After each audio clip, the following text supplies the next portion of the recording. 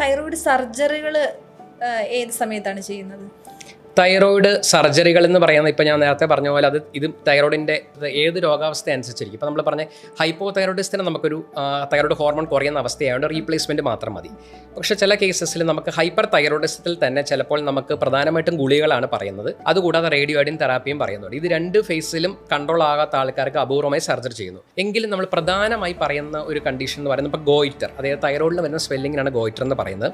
അപ്പോൾ ഗോയിറ്ററിൽ തന്നെ ചിലപ്പോൾ നമുക്ക് നല്ല ഹ്യൂജ് ഗോയിറ്റർ, നല്ല മാസീവായിട്ടുള്ള ഗോയിറ്റർ, നല്ല വലുപ്പമുള്ള ഗോയിറ്റർ വരുന്നു.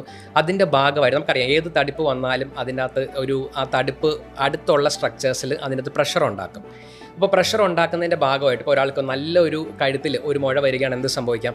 ഭക്ഷണം ഇറക്കാൻ ബുദ്ധിമുട്ട് വരാം, നല്ല രീതിയിൽ ഭക്ഷണം ഇറക്കാൻ ബുദ്ധിമുട്ട് വരിക, ചിലപ്പോൾ ശ്വാസമുട്ടൽ വരാം. കാരണം ഇത് ട്രക്കിയുടെ മുമ്പിലിരിക്കുന്ന ഒരു ഗ്രന്ഥി ആയതുകൊണ്ട് നമ്മുടെ മെയിൻ എയർവേ അതിൽ കംപ്രഷൻ വന്നു കഴിഞ്ഞാൽ ചിലപ്പോൾ ശ്വാസമുട്ടൽ വരാം.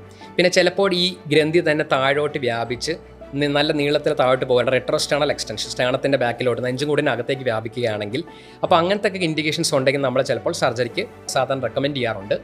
പിന്നെ ഈ നൊഡ്യൂൾസ് ചിലപ്പോൾ ഈ ഗ്രന്ഥി മൊത്തത്തിലൊരു വീക്കം കാണത്തില്ല. തൈറോയ്ഡ് ഗ്രന്ഥിയിൽ ചിലപ്പോൾ തടിപ്പുകൾ മാത്രമേ കാണത്തുള്ളൂ. എല്ലാ തൈറോയ്ഡ് നൊഡ്യൂൾസും നമുക്ക് സർജറി ചെയ്യേണ്ട ആവശ്യമില്ല. അപ്പോൾ അതിന് നമ്മൾ എന്താ ചെയ്യുന്നത് വെച്ചാൽ ആദ്യമേ ഒരു അൾട്രാസൗണ്ട് ചെയ്തിട്ട് അതിൻ്റെ റിസ്ക് നോക്കും. അതായത് നമുക്കറിയാം ഏത് തടിപ്പുണ്ടെങ്കിലും മനുഷ്യർക്കുള്ളൊരു ആദ്യത്തെ കൺസേൺ അതൊരു ക്യാൻസർ ആണോ അല്ലയോ എന്നുള്ളത്. ഇപ്പോൾ ബെനൈൻ നൊഡ്യൂളാണോ മാലിഗ്നൻ്റ് നൊഡ്യൂളാണോ എന്നുള്ളത്.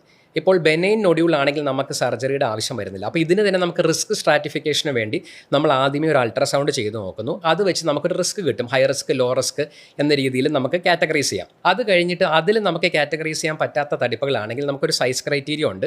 ആ സൈസും ആ ഗ്രേഡും വെച്ച് അൾട്രാസൗണ്ടിലെ സ്കോറിങ്ങും വെച്ചിട്ട് നമ്മൾ അതിന് FNA, അതായത് കുത്തിയെടുത്ത് പരിശോധന ചെയ്ത് നോക്കും. ഇപ്പോൾ കുത്തിയെടുത്ത് പരിശോധിക്കുമ്പോൾ അതിലും കുറേ ഗ്രേഡുകളുണ്ട്. അതിൽ തന്നെ മാലിഗ്നൻസി റിസ്ക് കൂടുതലുള്ള തടിപ്പുകൾ നമ്മൾ സർജറി ചെയ്യാൻ ആവശ്യപ്പെടും.